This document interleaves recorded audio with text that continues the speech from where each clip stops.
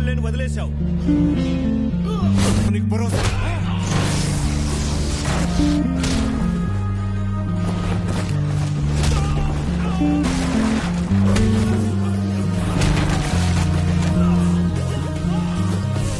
Balik lagi bareng gue Rizal. Kali ini cerita film akan menceritakan alur film berjudul Rama Banam. Vicky yang telah lama meninggalkan rumahnya, kini kembali ke rumah kakaknya. Namun Vicky menutupi jati dirinya kepada keluarganya agar dia tetap diterima. Sebelum masuk ke ceritanya, Mimin sapa dulu nih warga yang hadir kemari. Ada Maklumi Maklum 5078, Hengki Jogan 9615, Pridianto Pakde 7628, Menjemput Hidayah 5502, Muhammad Subhan 3360. Bagi warga yang ingin disapa selanjutnya, silahkan kasih komentar terbaik buat Mimin ya.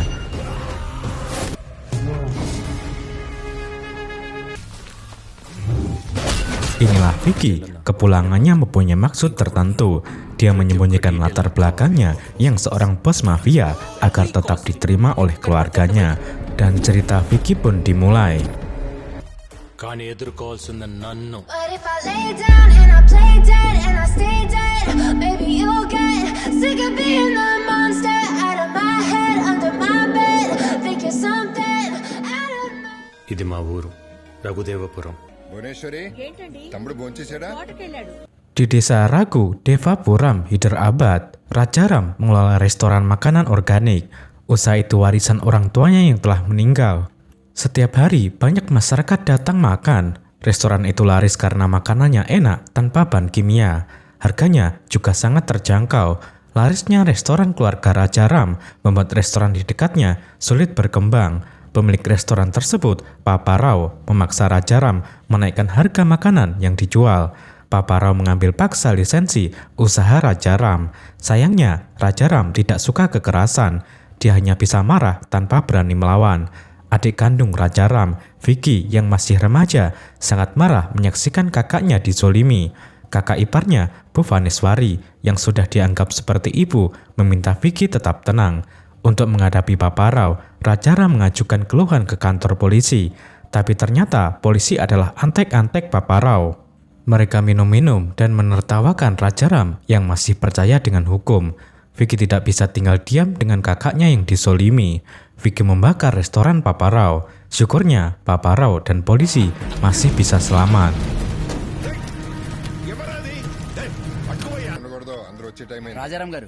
Vicky telah mengambil kembali lisensi rumah makan keluarganya.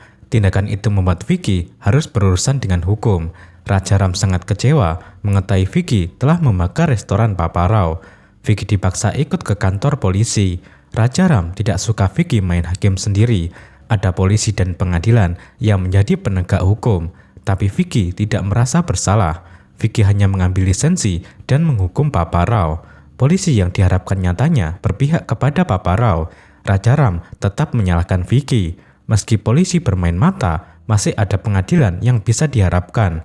Raja Ram jadi jengkel melihat adiknya yang berani membantah. Kamu harus jaga lidah dan sikapmu. Jika kamu tetap seperti ini, kamu tidak akan bisa jadi apa-apa. Pokoknya kita ke kantor polisi, tegas Raja Ram.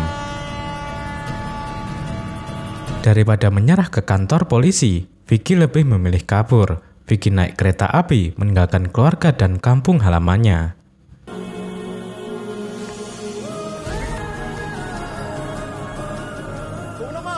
Kereta api itu membawa Vicky ke Kolkata. Vicky hanya bermodalkan keberanian dan bertahan di tanah rantauan. Dia mulai kelaparan. Seorang gangster lokal, Gupta, kasihan melihat Vicky. Gupta menawarkan Vicky makanan.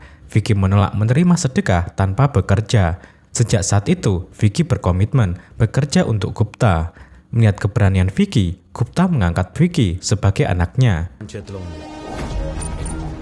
Gangster yang paling berkuasa di Kolkata bernama Mukherjee.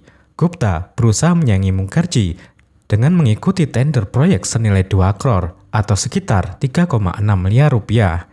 Anak buah Mukherjee menghalangi Gupta ikut tender. Disinilah Vicky tampil menunjukkan keberaniannya. Dia melompat ke danau, mengamankan uang untuk dibawa ke tempat tender.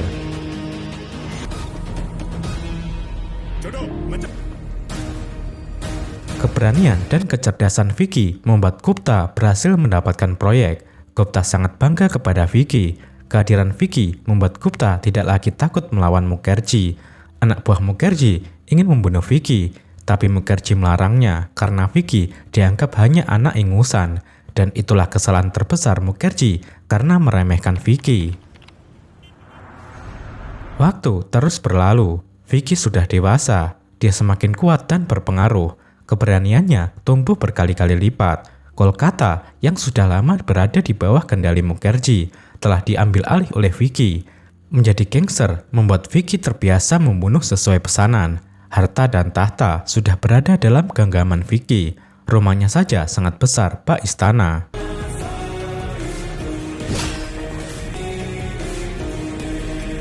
Mukherjee tidak tinggal diam. Putranya, Rocky, menculik Gupta untuk membuat Vicky menyerah. Tapi Vicky datang seorang diri menyerang tempat Mukherjee. Semua anak buah Mukherjee diajar. Rocky yang sok hebat disiksa. Mukherjee tidak bisa berbuat apa-apa. Melihat putranya babak belur hingga terluka parah. Vicky tidak diragukan lagi menjadi gangster terkuat di Kolkata.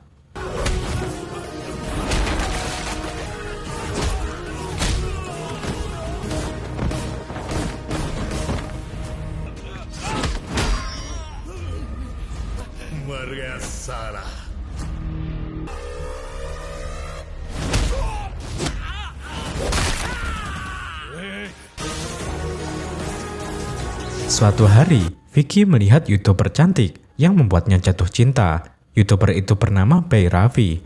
Vicky mulai melakukan PDKT setiap hari. Awalnya, Bay Raffi merasa risih, tapi lama-lama hati Bay Raffi luluh juga. Mereka sepakat berpacaran.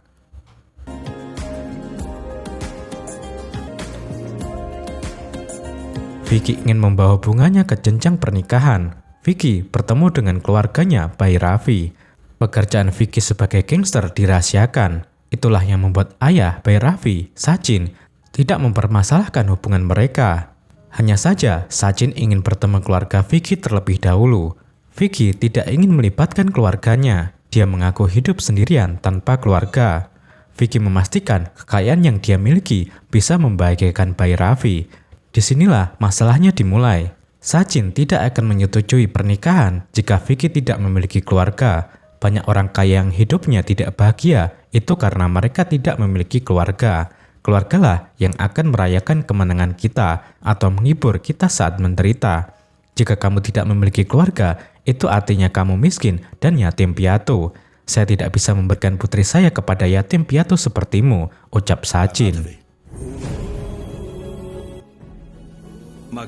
Menghadapi situasi seperti itu, Vicky terpaksa mengaku memiliki keluarga besar. Vicky jauh dari keluarganya karena kabur dari rumah sejak masih remaja.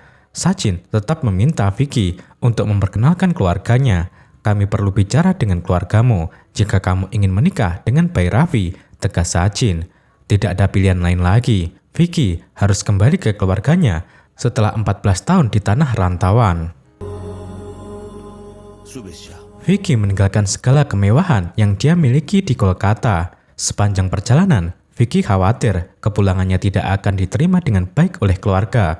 Hal yang tidak diketahui Vicky, keluarganya setiap hari mendoakan keselamatan Vicky. Terbukti ketika Vicky tiba di rumah, kakaknya, Rajaram, langsung bisa mengenali Vicky.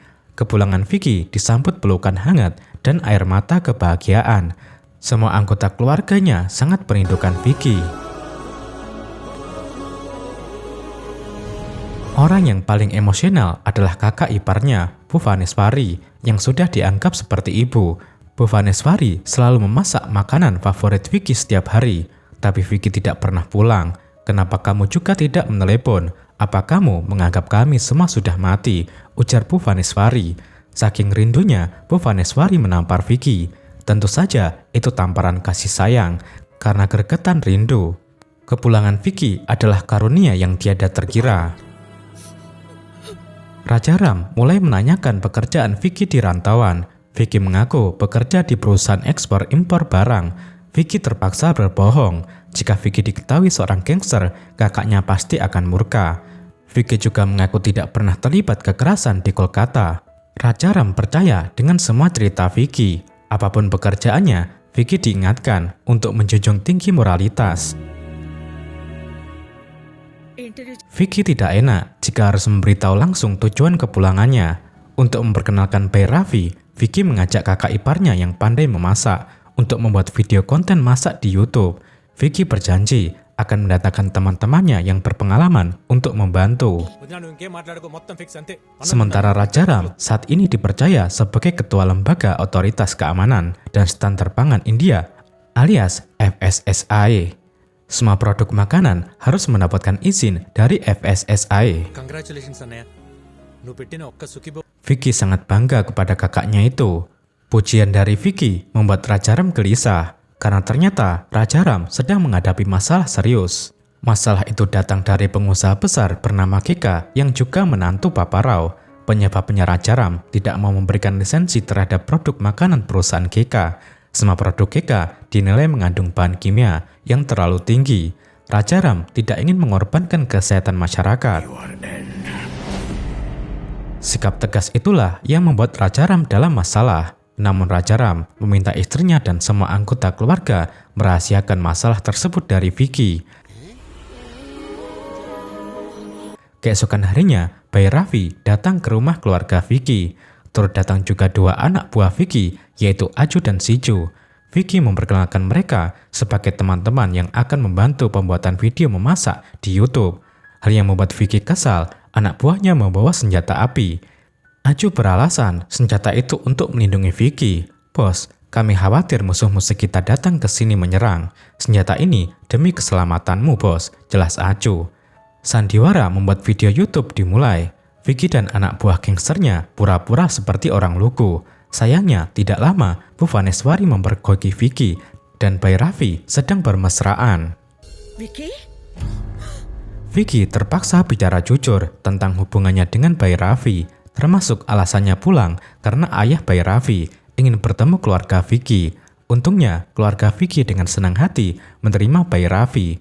Bagi Raja Ram, Bhai Rafi adalah keberuntungan yang telah mengembalikan Vicky. Situasi tidak terduga terjadi. Sekelompok penjahat memasuki rumah keluarga Vicky. Sebagai geng yang terbiasa dengan kekerasan, Vicky cepat menyadari ancaman yang datang. Vicky mengajar para penjahat secara senyap. Dia tidak ingin keluarganya mengetahui serangan yang datang. Kehebatan Vicky membuat para penyerang dari Bihari itu kabur melarikan diri.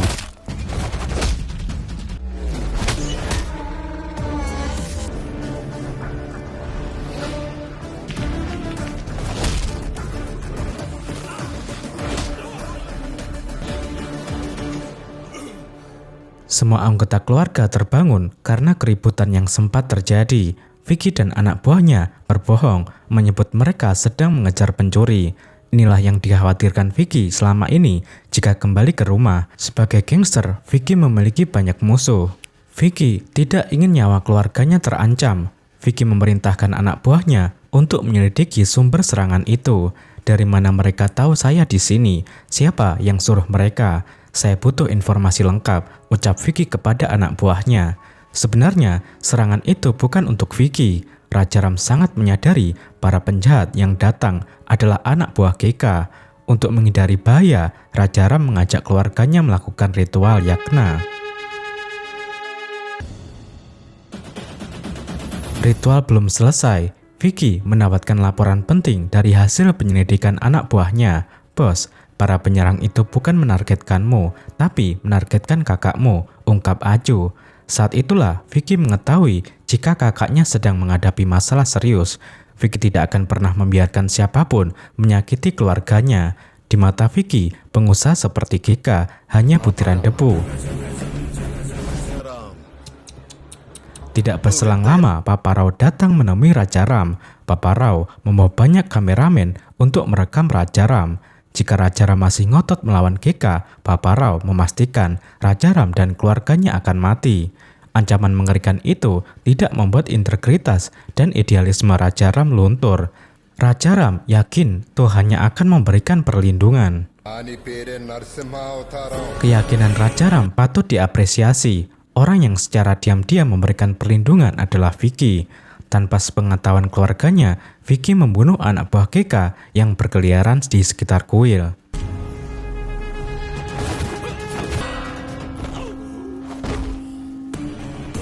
Bertarung dan membunuh adalah pekerjaan sehari-hari bagi Vicky. Para penjahat itu terlalu ceroboh, berani mengusik keluarganya. Vicky seorang diri menghancurkan semua anak buah Keka.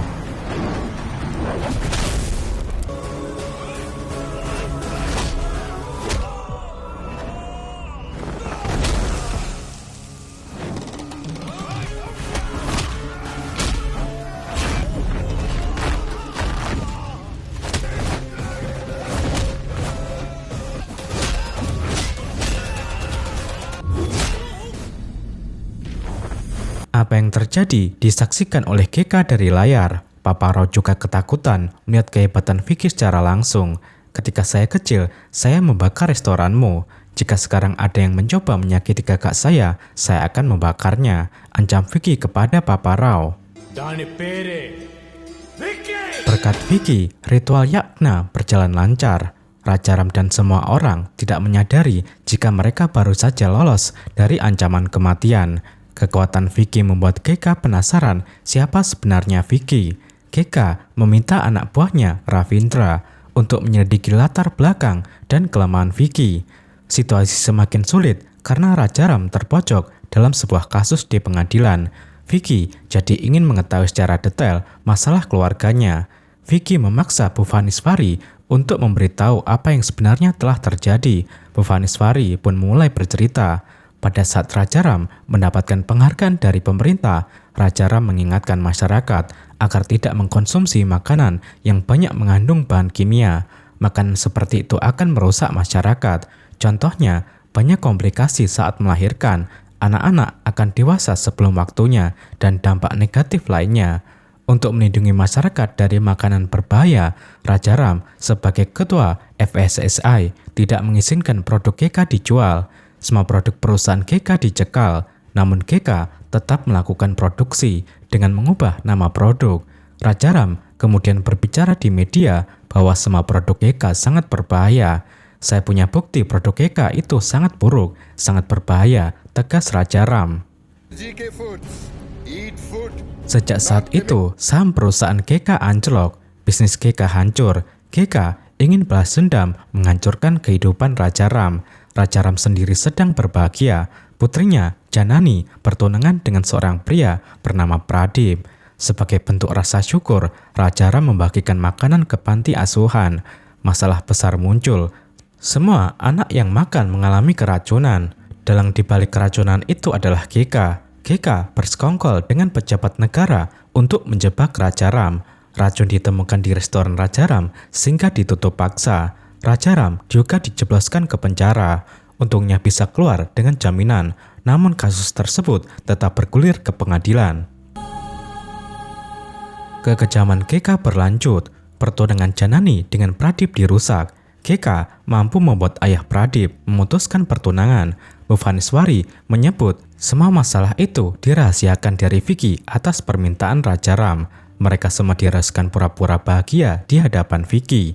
Kini, Vicky mengetahui semua masalah keluarganya.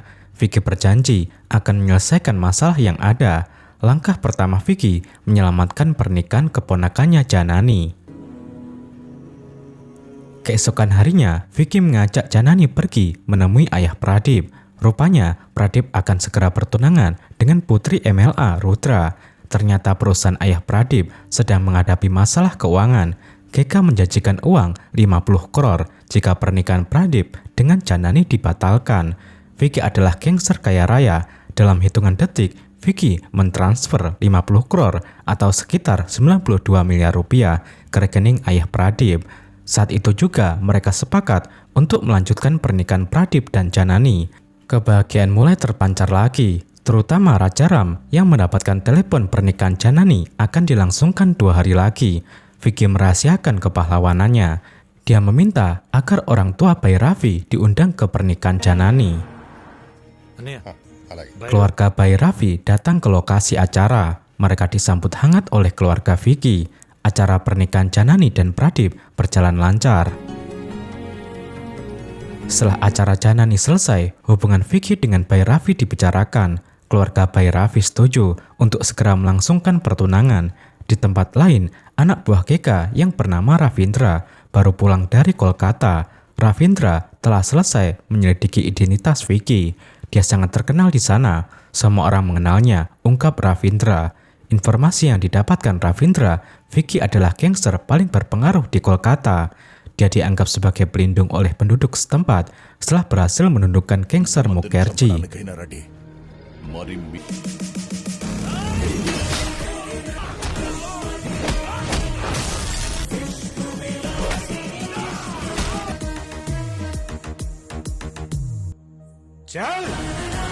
Vicky yang sedang dibicarakan datang sendiri menemui Keka. Rupanya semua aktivitas Ravindra di Kolkata diketahui oleh Vicky. Saya sengaja membiarkanmu hidup-hidup agar Keka tahu tentang saya, ucap Vicky kepada Ravindra. Tujuan kedatangan Vicky saat ini untuk meminta Keka tidak mengganggu kakaknya lagi. Jika Keka masih ngotot, Vicky memastikan kehancuran Keka sudah di depan mata.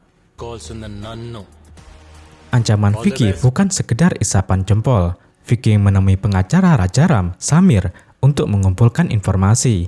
Samir menyarankan Vicky mencari ilmuwan perusahaan Keka yang bernama Mahesh. Saat ini keberadaan Mahesh tidak diketahui.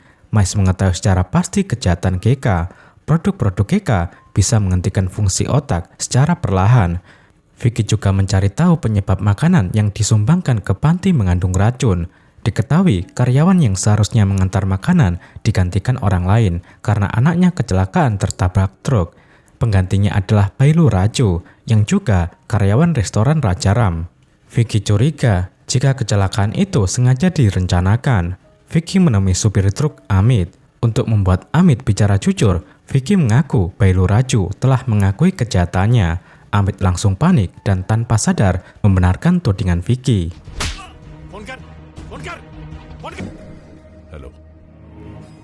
Keka juga tidak tinggal diam. Musuh Vicky di Kolkata, gangster Mukherjee, diundang datang ke Hyderabad.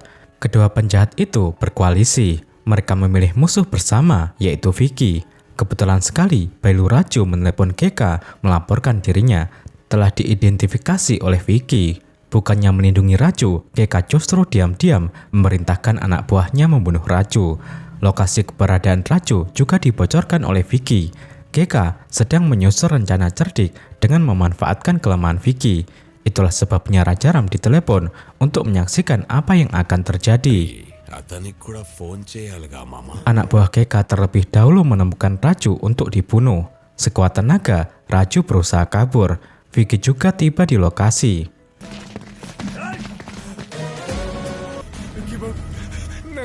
Vicky, maafkan keserakan saya. Tolong selamatkan saya. Saya berjanji akan bersaksi di pengadilan, ucap Raju. Vicky melindungi Raju, anak buah Keka dibabat. Para penjahat itu bukan lawan yang seimbang. Vicky terlalu kuat untuk ditaklukkan.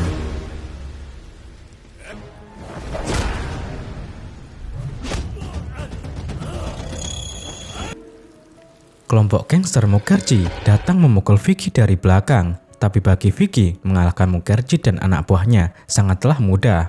Masalahnya, anak buah Keka terus mengincar nyawa Raju. Berkali-kali Raju terkena tusukan. Vicky jadi semakin ganas. Musuhnya tidak diberikan ampun. Keganasan Vicky terhenti mendengar teriakan kakaknya.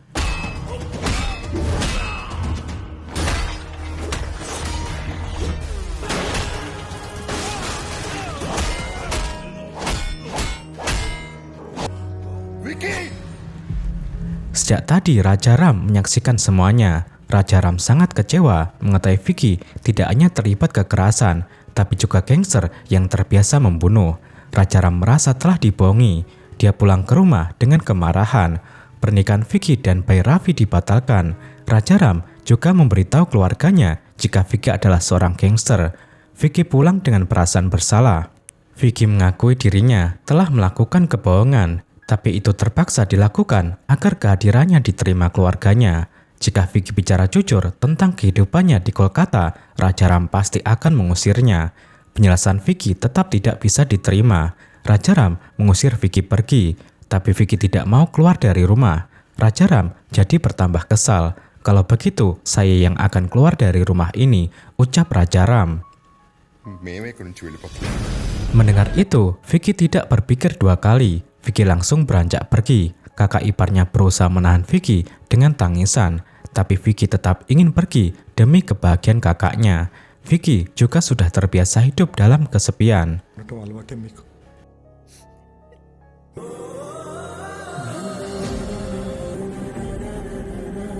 Beberapa hari kemudian, sidang terakhir kasus keracunan makanan akan digelar. GK telah menculik Raja Ram dan beberapa korban keracunan makanan. Bu Vaneswari menelepon Vicky meminta bantuan. Bu Vaneswari mengajak Vicky menemui Bapak Rao di rumahnya.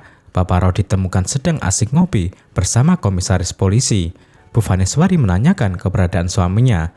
Komisaris justru menyebut Raja Ram telah melarikan diri untuk menghindari hukuman pengadilan. Vicky kaget mengetahui kakaknya telah diculik. Dengan penuh amarah, Vicky menyeret Bapak Rao ke gudang kantor GK. Di sanalah tempat Raja Ram disembunyikan. Vicky mengajar GK bersama anak buahnya. Vicky berhasil melepas ikatan Raja Ram. Sialnya, GK menusuk Vicky secara licik. Vicky disiksa secara brutal. Saat itulah Raja Ram mengetahui semua kepahlawanan Vicky dalam melindungi keluarganya. Raja Ram tidak pernah menyangka Vicky lah yang selama ini berdiri melindungi dirinya dan semua keluarganya. Begitu pula dengan pernikahan Janani. Ternyata berkat Vicky, Raja Ram merasa sangat bersalah kepada adik tercintanya itu.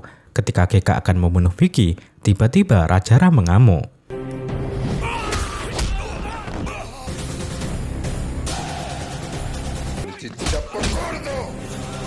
Raja Ram yang selama ini menjauhi kekerasan berubah menjadi sangat ganas, puas, dan beringas. Dua saudara itu kini bertarung bersama. Kekuatan mereka tidak terkalahkan. Semua penjahat dibabat, dilibas, dan ditaklukkan dengan sangat mudah.